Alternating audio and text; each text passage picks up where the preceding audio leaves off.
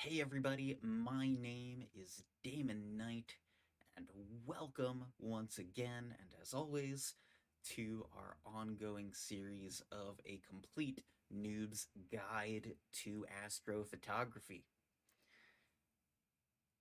As I always like to remind you, if you haven't already, I strongly recommend that you go back and watch the previous installments of this series, as a lot of groundwork gets laid that makes things just make a little bit more sense as we talk about them, especially as we progress in the series and get to more and more complicated topics potentially. Today, we're probably going to be a short-ish video, maybe. We'll see. But we're going to talk about Backfocus, which, if you're anything like me, confused the heck out of me, at least, when I first got into the hobby. So I'm going to try to make it really, really simple, so that you know what the heck is going on and folks are talking about when they talk about backfocus. Now, I'm going to start out by saying backfocus is incredibly, incredibly important in astrophotography.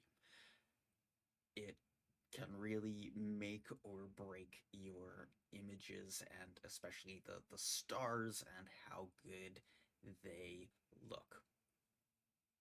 So, first off, right, we're just gonna say what is backfocus, and that is basically how far away from the back of your telescope, or potentially from the back of your reducer or flattener, uh, if you have one, to the actual imaging sensor. And this is because a telescope focuses light, for an imaging sensor at least, on a very, very kind of specific point behind that telescope. So if your sensor is too close or too far away, you're not going to be in that sweet spot of where all that light is coming together. The back focus distance is generally measured in millimeters, and it is going to be specific to your telescope or your flattener or reducer or whatever, and not any of the other equipment. The other equipment is going to be important in consuming that back focus length, but it's going to be dictated by the telescope side of things and not the camera side of things. Okay. Now, if you're using a refractor telescope, the most common that you tend to see is a back focus of like 55 millimeters. It's not a hard and fast rule, but that's generally what you're going to see. When you start getting into like Schmidt-Cassegrain telescopes, those longer focal lengths, you might see, 100 to 155 millimeters of back focus. And you start getting into really, really crazy fancy telescopes that can go to, into the 200 plus millimeter range.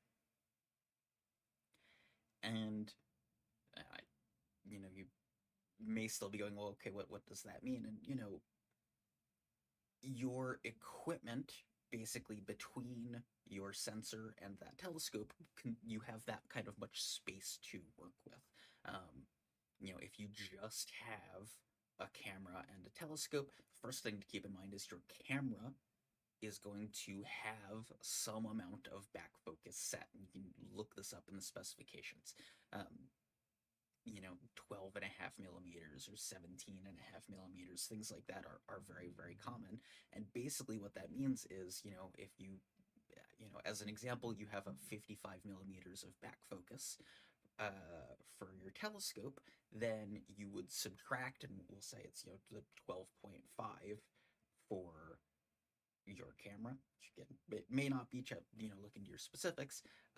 That means that, you basically take 55 minus that 12.5, and you would get another like 42.5. And I'm making a horrible mistake and doing math in my head live as I'm filming, but hopefully I'm doing all this right. But that basically you have 42.5 millimeters left of back focus. And if you have no other equipment, then you basically are going to need adapters and spacer rings to sit between your camera and your telescope that eat up that 42 and a half remaining millimeters. If you have a filter wheel, an electronic filter wheel, that is going to have some amount of thickness to it, right? Uh, it could be another 12 and a half, could be more, could be less. I doubt it will be less, but probably more. But right, so then you would subtract that number again once you know that goes between your camera and your telescope. But cool, that's, let's say that it's another 12 and a half just for keeping math simple. So now you would need 30 millimeters of spacers between your camera and your telescope, or in this case your filter wheel and your telescope. If you have an off-axis guider, right, that's going to have an amount of thickness that you can use there. If you have a rotator, the same deal, right? So, like, really, really simply, that's kind of how this works. The fun, of course, can be, if you want to fit a whole bunch of stuff. If you have a rotator and an OAG and a filter wheel, 55 millimeters might not be enough, right? You might have to get super, super thin gear, or you just might not be able to fit all of it. So it's really, really important to actually do the math and figure all of that out so that it winds up, being correct. Uh, 55 millimeters is really not a lot. It might feel like it, but it's not. Once you start getting into the like 100 plus range, then you've got some room to work, and it's not quite so cramped, and you can start to get fancier and put more stuff in there and not have to worry about the widths quite so much. But again, you still need to get that back focus correct. And what happens if you don't is your stars will basically stop being round.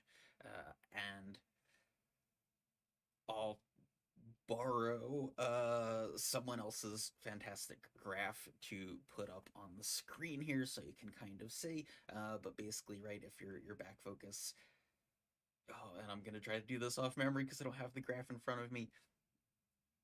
If your back focus is off because you're too close, I think it's that you wind up with kind of diagonal stars in your corners, that kind of point, in depending on top or bottom. And if it's too far, I think they wind up being curved. I don't take my word for it. The thing is on the screen, and it will show you what your stars will look like if your back focus is off in one direction or the other. Now, a lot of equipment, as I've mentioned, can have kind of decimal points in the length, and so you might, despite your best intentions, you might wind up off by, 0.1 millimeter or something like that. And at that point, you're probably not too worried about it, though they do make super thin spacers. So you can get it really, really dialed in. The more dialed in it is, the better. Absolutely no question about it. But it doesn't take a lot to start to have noticeable problems, right? If you're 1 millimeter off, you're probably going to start having a bad time, depending on your overall focal length and things like that. It's a whole bunch of stuff I just dumped on all of you, but very, very quickly, at least, that is what back focus is, and what it means and why it is important. Again, right, it's where that focus point of the light is after it goes through your telescope. It's really, really important to make sure that your camera sensor is in the right place, and to just keep in mind that all of your equipment consumes some amount of back focus, and it's unfortunately going to be on you to do the math. Fortunately, if you buy an astrophotography camera, It's usually going to come, especially if you buy one new, it's usually going to come with the correct amount of spacers for, up to about that 55 millimeters of back focus length. They're usually pretty good about that, but if you do wind up with extra equipment in there and things like that, you will need to go and do some shopping to find those right adapters to get you right where you want to be. But that's it. That is back focus. Uh, Hopefully you were all able to follow that. I'm gonna call that a video, I think. I'm not sure what topic we're going to cover next. If you have any requests, feel free to leave a comment, but I'll try to get another video out, hopefully a little more quickly than the delay we had for this one. Thank you all so much for tuning into my channel and watching, and I will see you all again next video.